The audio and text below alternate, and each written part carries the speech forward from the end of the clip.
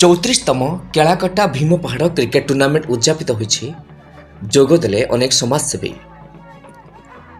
ବୌଦ୍ଧ ଜିଲ୍ଲା ହରଭଙ୍ଗା ବ୍ଲକ ଅନ୍ତର୍ଗତ କେଳାକଟାର ଭୀମପାହାଡ଼ କ୍ରିକେଟ ଆସନ ଦ୍ୱାରା ଆୟୋଜିତ 34ତମ ଭୀମ ପାହାଡ଼ କ୍ରିକେଟ ଟୁର୍ଣ୍ଣାମେଣ୍ଟ ଶନିବାର ଦିନ ଉଦ୍ଯାପିତ ହୋଇଛି। ଫାଇନାଲ ମ୍ୟାଚରେ ମହାବୀର 11 ଫୁଲବାଣୀ ସହିତ 3C11 କେଳାକଟା ମଧ୍ୟରେ କଡ଼ା ମୁକାବିଲା ହୋଇଥିଲା। ଶେଷରେ 3C11 କେଳାକଟା ମହାବୀର 11କୁ ଫୁଲବାଣୀକୁ ପରାଜିତ କରି ୱିନର୍ସ ଘୋଷଣା ହୋଇଛି। ଏହି ଖେଳକୁ ଅଞ୍ଚଳର ଶହ ଶହ କ୍ରୀଡ଼ାପ୍ରେମୀ ଉପଭୋଗ କରିଥିଲେ।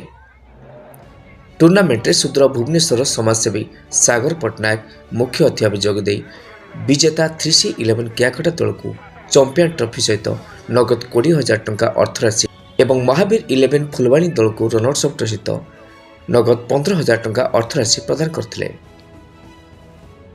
ଖେଳକୁ ରଜତ କୁମାର ପ୍ରଧାନ ଏବଂ ପ୍ରକାଶ ପ୍ରଧାନ ସମ୍ପୂର୍ଣ୍ଣ ଭାବେ ପରିଚାଳନା କରିଥିଲେ। ବୌଦ୍ଧରୁ କୁନା ବେହେରାଙ୍କ ରିପୋର୍ଟ।